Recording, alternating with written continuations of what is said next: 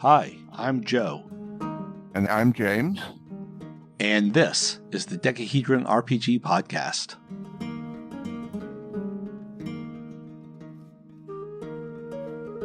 Hi, James. Hi, Joseph.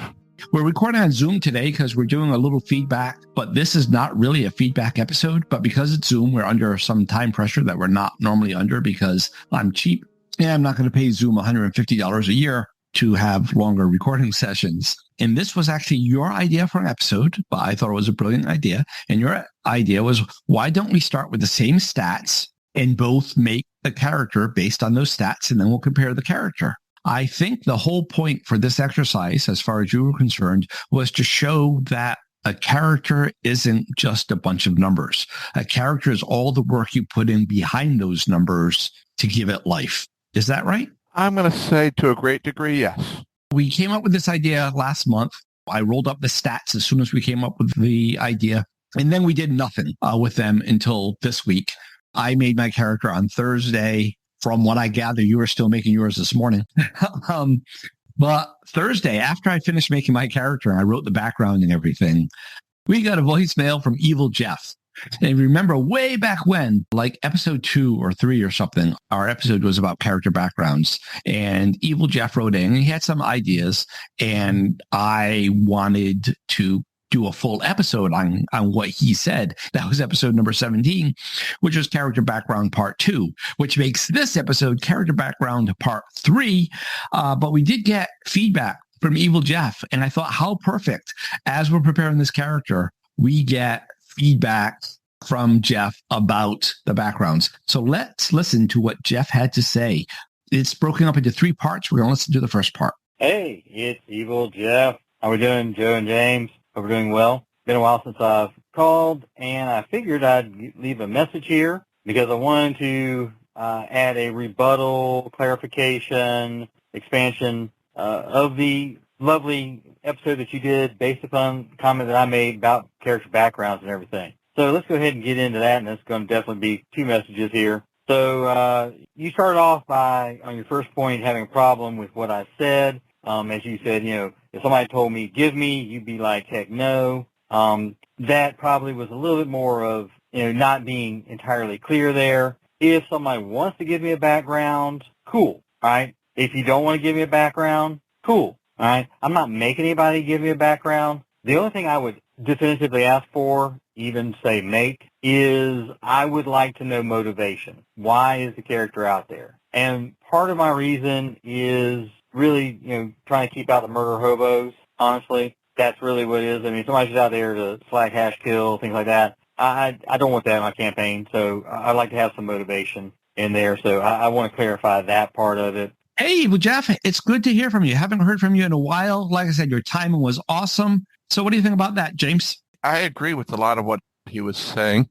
I have had an adventure where the people were just there to kill everything and anything that got in the way. It didn't matter if it was the monsters, some other player characters, or just the people in town. And those are not fun games.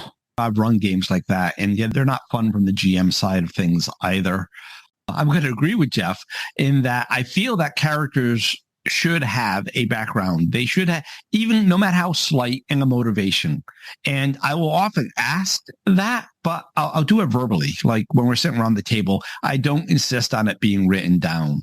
Yeah, don't want murder hobos. My initial response to that was going to be, that comes down to player trust. And if you have players like that, maybe you shouldn't be playing with them. But again, I do a lot of my playing online. I post the invites publicly on Roll20's little board there, looking for players. Don't always have full control over the players that are coming in. So I get that. And I will definitely concede that point to Jeff. To that point, our characters have background. That is what they have.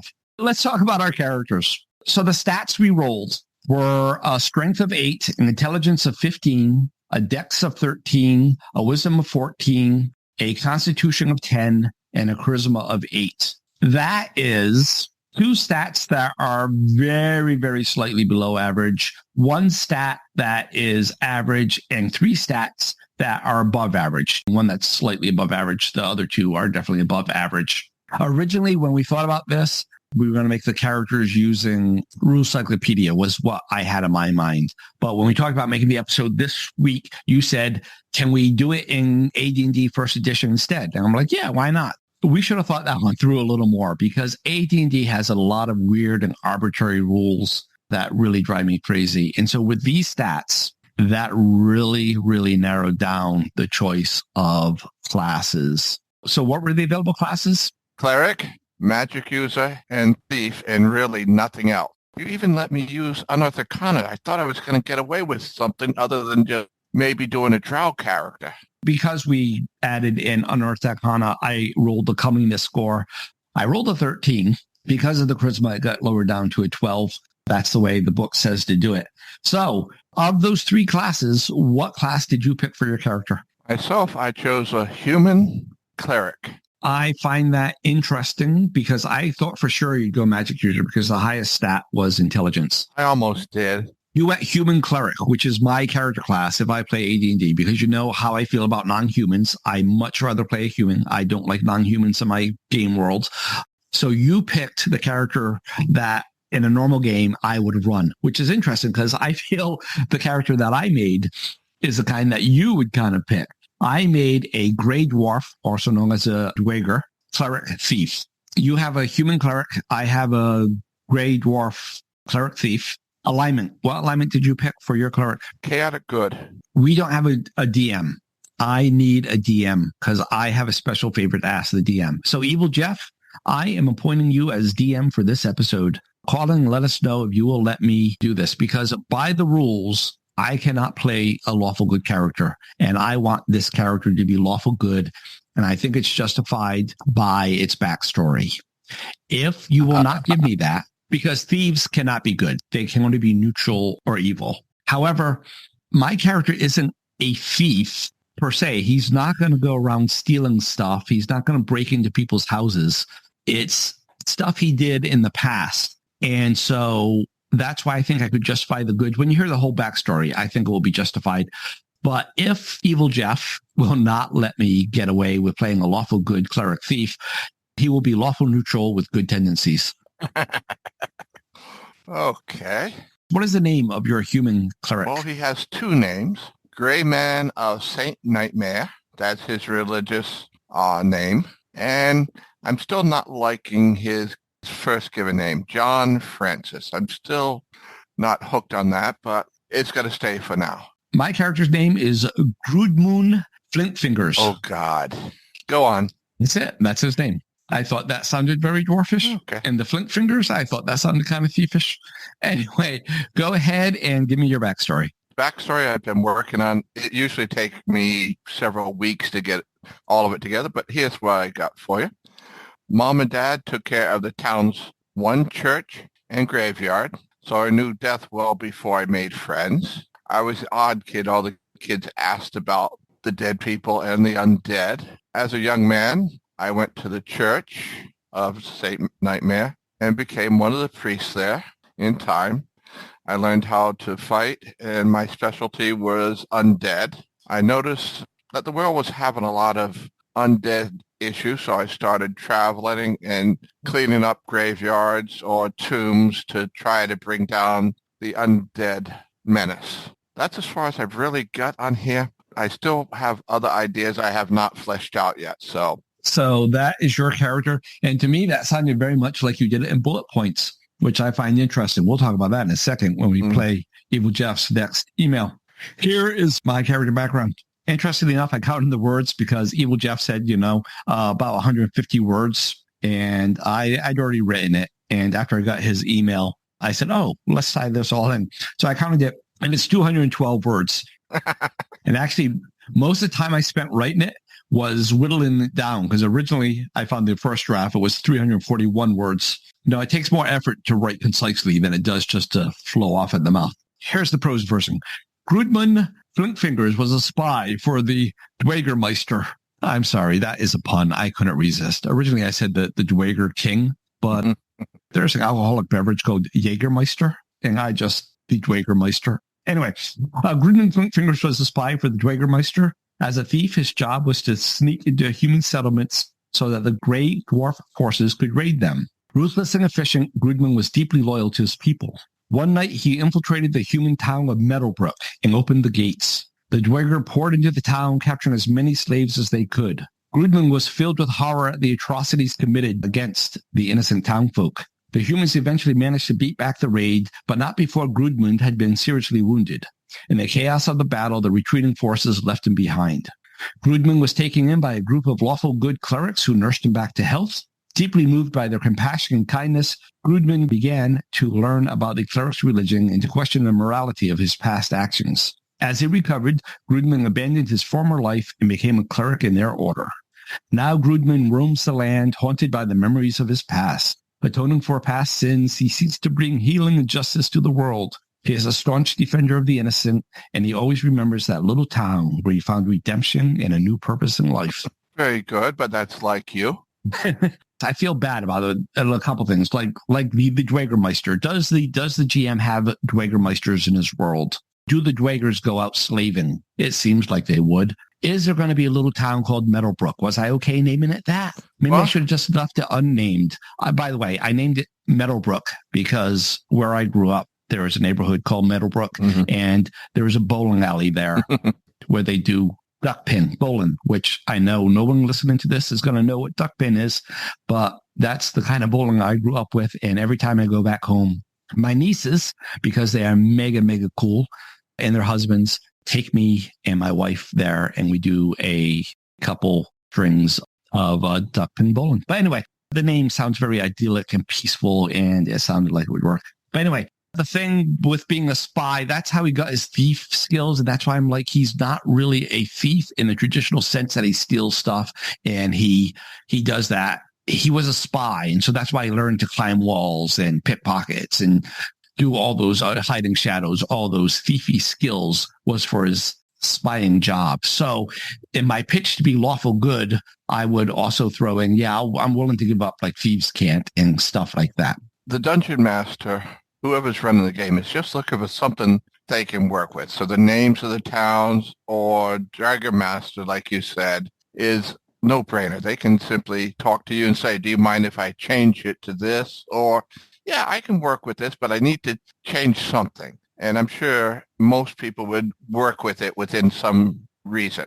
I'm hoping. Yeah, if someone came to me with that background, I would probably change the name of the town. And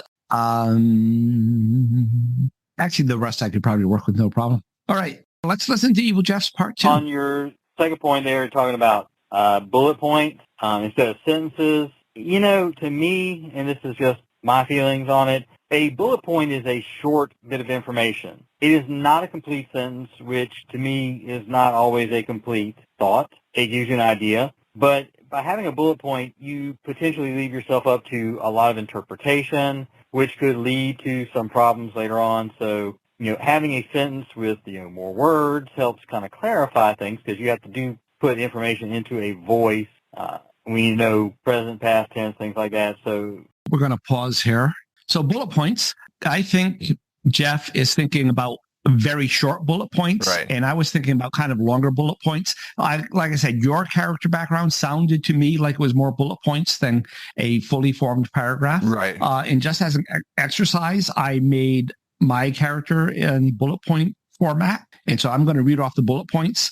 Same character, but in bullet points. I have 6 bullet points. Bullet number 1, he was trained as a spy/thief. Bullet point number 2, on his first mission to infiltrate a town, he was wounded and experienced a road to Damascus moment. Number 3, he was healed by lawful good clerics and joined the order. Number 4, committed to his new path as a cleric and a champion of the innocent. Number 5, haunted by his memories of the past. Number 6, hopes to one day return to the underworld and convert his own people. I think that works. I think that works perfectly. I'm going to say I love this better, especially the road to Damascus. And I'm going to go on Evil Jeff's idea, though. This is for interpretation. So you may want to talk to the DM, or the DM should talk to you if he really wants to play changing this in any manner. But it's the same thing with the previous reading you did. I think this works. This is more of a framework. I think it's much easier to scan. And when I'm playing the character, I can look over these and say, okay, yep, we're going to leave this one up to Jeff. Hey, Jeff, what do you think of the bullet points there for that character? Do you think that works better than the prose? Did you like the prose better? Let us know. Let's get back to his voicemail. Here we go. And I argue that the subject of the sentence is not always character. I'm sorry. I can make a sentence that relates to the character, but the subject is not the character. So we not need to go back and start looking at English and everything here, but I'm going to disagree with you on subject is always related to the character. No, that is not the way it's going to work on a sentence. I look back at the thing I wrote, and remember, I wrote this before I got your voicemail. When you look at all the sentences, there are like 3 sentences where he is not the subject. In the case of the bottle, the retreating forces left him behind. But of course, I could have just flipped that around and say he was left behind by the retreating forces, in which case he becomes the subject of the sentence again. And there was another one somewhere about, anyway, I'm not going to go look through them. There were 3 sentences. The rest were all about him. Yeah, always might be a bit of a hyperbole, but it's like when you say everybody walks to the store. Well, not everybody, because some people can't walk at all. Yeah, but everybody. So every sentence, that's the kind of say. And so I would say my little exercise right here kind of proves my point, but maybe that's my writing style. Back to Jeff. That 7-sentence NPC, by the way, never read the article in Dragon. Sounds like what I was proposing is something similar to it. Maybe an alternate version, expanded version. But yeah, I mean, it works out pretty well. Of course, you would like to use it with bullet points. Again, that's just your preference on that. So, hey, to each his own. Yeah, Jeff, I will agree with that last part 1,000,000%. To each their own. If we were all the same, it would be a very boring world. It is important to be respectful of how we're all different. And you do that. I try to do that. We're just stating our preferences. So also as an experiment, I decided to do this as a 6-sentence PC. And the article is 7 sentences, but one of the sentences is, the hidden knowledge. What can the characters get from them? And that doesn't make sense for a PC. So here it is as a 6-sentence PC. Interesting enough, this came out to 126 words. Again, I counted. After I listened to the voicemail, I said, oh, I should do him as the 6-sentence PC too. So here's how it comes out as a 6-sentence PC. Grudman Flintfingers was once an evil Dwerger spy, but has since repented and joined the lawful good religious order. He has a prominent but not unsightly scar above his left eye that he acquired in a raid against Meadowbrook. Grudman is sturdy and compact, standing just over 4 feet tall, with a thick copper-colored beard and a short, spiky copper-colored hair and eyes of brilliant sapphire. He is a first-level cleric thief. He values justice, redemption, and compassion, believing that all beings are capable of change and that everyone deserves a chance to make amends for their mistake. He is mistrustful of those who he suspects of having ties to the Dweger or criminal organizations, and he is otherwise willing to lend a helping hand to all those in need. What'd you think of the 6-sentence version there, James? It felt a lot like the first one, just broken apart. This was my least favorite of all the versions, to be honest. Although if someone handed it to me and said, this is my character, I would have no problems with that. Right. This told me a little less about his background, and it told me a little less about his motivation. Told me a lot more about his appearance, which I care zero about. I know that you are a very visual person. I am not. So that is what it looked like in the 6-sentence format. And finally, we have one more part from Evil Jeff. Evil Jeff, the floor is yours. Your last point about pulling from the background of a character, you don't like that. Yeah, that to me is GM preference. It's what you want to do. I don't mind it because if somebody comes up with a background, and this is the thing, if somebody wants to come up with a background for the character, cool. But I want to make sure that it would fit into my game world. Now, I know some people don't want to guess what my game world is, things like that. Oh, we can be emergent. Okay, that's cool. But I'm also going to be, rather direct with them. And if they start coming up with this, oh yeah, this is how my character knows this person, things like that, I'm like, you never said that before, so you're making an assumption, and I'm not going to allow that. You want to say you know somebody or have some things, cool. Let's do a background there. Give me that information so I can decide whether or not it's going to be part of your background is in the world background. But I like having some of that because somebody might come up with a great idea that gives me an opportunity to fill out my world a little bit more. So I don't mind pulling from the background Do I always do it? No, but it's a nice option. So there you are, guys. My rebuttal, clarifications, whatever, for character background. Been appreciating all the rest of the podcasts you've been putting out and everything. I've listened to them all, including Sex, which y'all danced around and I got close to. Have a good evening. Later. Hey, Evil Jeff, thanks for that. By the way, everyone, Evil Jeff is from the Minions and Musings podcast. Like Jason podcast, it is an excellent podcasting. Evil Jeff was the first person to mention us in his podcast, and I think that's how everyone else found us. So I very, very much appreciate you, Evil Jeff. I'm not even going to disagree with anything he said there. How about you, James? He's right. Sometimes I would agree there are players who try to push their character's agenda sometime, and it's entirely going left when the party's going right. So sometimes you do have to shut it down. I played with a player like this. We were playing a Supers game, not you and me, a guy named Tony that I knew up here. And this, I can't remember her name. If I think I will, but it's not important to the story. Yeah, she kept throwing out a lot of things that I felt was in the GM sphere, not in a player's sphere. It sounds like Jeff has had experience with this. I would have no problem shutting something like that down. There are my bits of the universe, and there are the characters' bits of the universe. And I would never in a million years dream of telling the GM, oh, yeah, I know this random NPC that you just threw there. And if someone did that to me, I would say, yeah, no, you don't. So I see where he's coming from. And because I would never dream of doing that, that's why I had no problem saying whatever it is I said that he was responding to. Mm-hmm. I wouldn't allow that. Although Fudge had a pretty good mechanic where if you spent a Fudge point, like a karma point or a fate point or whatever it's called in a million other games, a drama point, whatever, plot point, you could make that happen. Oh, I know the prison guard. Here's my payment to make that happen. I thought that was a nice little workaround to make stuff like that happen. And as for the rest of it, pulling from the character background, I guess it's a matter of degrees. One of the podcasts I listen to, and I won't throw them under the bus because I'm about to disagree with them big time. They talk about that big time. They talk about how they as GMs want that because they want to pull that stuff up. They want to make those major plot points in the campaign. And that's what I was talking about. It sounds like Jeff is talking about it to a much lesser degree.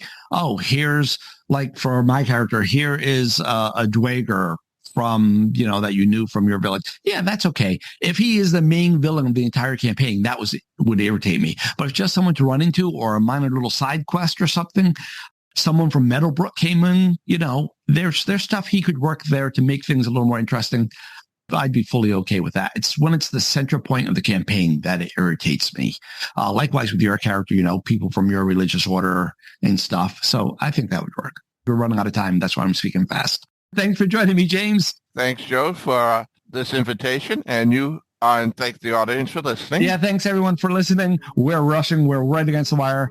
Please send feedback. Information is in the show notes. Until next week, keep those dice rolling. Bye, Joe. Bye.